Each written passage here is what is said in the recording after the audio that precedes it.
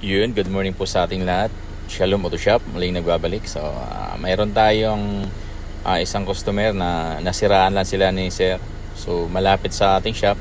So, kaya ni-rescue natin sila. So, madaling araw sila nasiraan. Ang ginawa natin, chinik natin, yung malaman ko, putol yung timing belt nila. So, ginawa natin, hinila natin papunta sa shop natin, mga lods. Ang nangyari dyan, nung pag-check ko sa timing belt, pagbukas namin ng cover, napansin namin, paghatak doon sa timing belt, bago yung timing belt, mga lods. Yan nga pala sila ni Sir. At naghihintay na lang, inihintay na lang nila para uuwi din sila.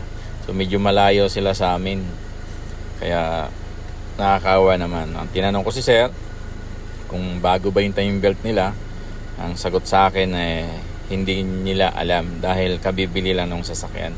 So yan, nakita ninyo, bagong bago yung pangalan ng timing belt. So Honda nakalagay, Honda brand yung timing belt, mga lods. Nakita nyo naman kung gaano kakinis pa yung pangalan. So marupok lang talaga, sadya siya. Maaring fake yan na Honda na oreg. So ingat-ingat tayo, mga lods, sa pagbili ng timing belt, mga lods. Yan o, wala pa mang kagas-gas-gas yung timing belt, biglang naputol. Yun ang nakakatakot minsan, kasi pag bumibili tayo ng original, tapos naghahanap tayo ng mura, original na mura, ang matatagpuan natin dyan, mga lods, malamang fake.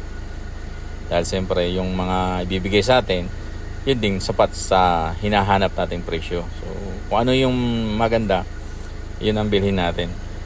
Karamihan kasi sa mga ganyan mga original, daming lumalabas na piki na mga timing belt. So ingat tayo, dahil napakadelikado niyang timing belt na yan. Pag once na nabaluktot yung barbula mo, tinamaan yung barbula mo, medyo malaki magagastos mo, mga loads.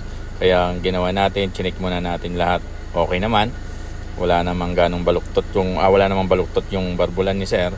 So ginawa natin, pinalitan na din natin ang timing belt. Gauge nga pala ang kinabit naming timing belt dyan, mga loads. Ayan.